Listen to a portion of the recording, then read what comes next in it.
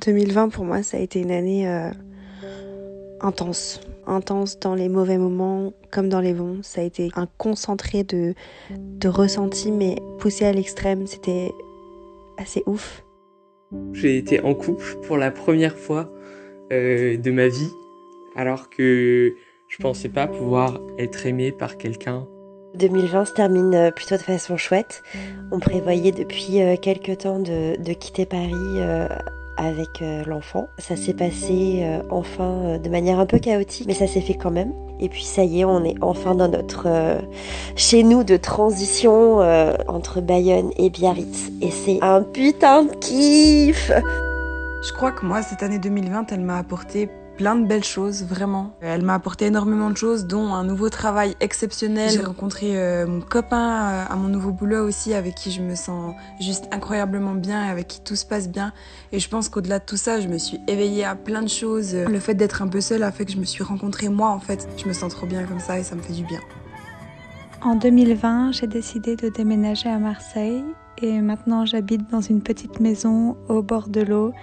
Et c'est aussi la première fois que je vis en colocation et j'adore vivre avec des gens et me balader dans les calanques. Pour moi, c'était une bonne année parce que c'était l'année du changement et je suis extrêmement heureuse d'avoir sauté ce pas-là. J'ai 2 petites filles de 4 ans et demi et de 17 mois. 2020, j'ai jamais autant passé de temps avec elles. Ça a été valorisant parce qu'en fait, je les ai vues grandir. Je les ai vues changer, je les ai vues apprendre, je les ai vues au quotidien. En fait, c'est très rare, hors vacances scolaires, quand t'es parent, d'avoir la possibilité de voir tes enfants tout le temps. J'ai eu une période de 99 jours non-stop et en fait, je les ai vues évoluer et c'était génial. Alors je sais que c'est pas une opinion très courante, mais moi j'ai adoré ne plus aller au lycée. Avant, quand j'allais au lycée, j'avais pas le temps de faire ce qui me passionnait, de passer du temps dans mon jardin, de passer du temps avec ma famille, de faire du yoga alors que j'adore ça. Et là j'ai pu vraiment en profiter à fond, donc pour moi c'était vraiment la meilleure période de ma vie, le confinement. Je dirais que la seule chose qui a été bien pour moi en 2020, c'est que ma dépression elle a commencé fin 2019 et je l'ai subie pendant tout 2020. Et je pense que je commence à m'en sortir et ça c'est cool. Malgré tout ce qui s'est passé, je pense que 2021, en tout cas pour moi, mentalement ça va être vachement cool et ça me fait vachement bien. Les gens ont tendance à dire que 2020 ça a été nul et c'est vrai que ça a été nul, mais y a quand même des petites brides de bonheur et il faut savoir les saisir.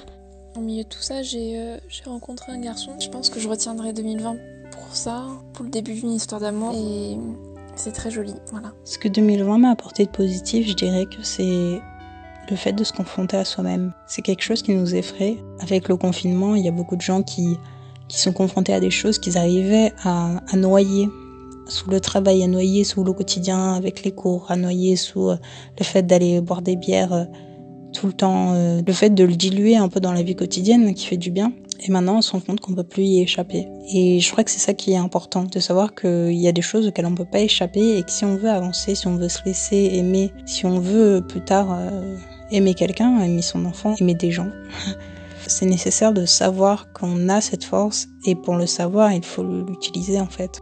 Pour quelque chose de plus collectif, j'aurais tendance à dire qu'au moment où il y a eu la première crise du Covid surtout, enfin le premier confinement, le fait qu'il y ait énormément de gens qui se soient rendus compte qu'il y avait des personnes qui comptaient pour eux et qui ont décidé de le montrer. Pour moi, 2020, ça a vraiment été l'année durant laquelle j'ai appris à savoir ce dont j'avais envie et ce dont je n'avais pas envie. S'il y a un truc que j'ai pas envie de faire, je vais pas le faire. Ce qui n'était pas forcément le cas avant, je me forçais beaucoup à faire plein de trucs. Et 2020 m'a aussi appris que c'est ok de pas être tout le temps à donf sur tout ce qu'on fait. C'est extrêmement positif pour moi parce que ça n'a jamais été le cas jusqu'à maintenant et ça change complètement ma vie.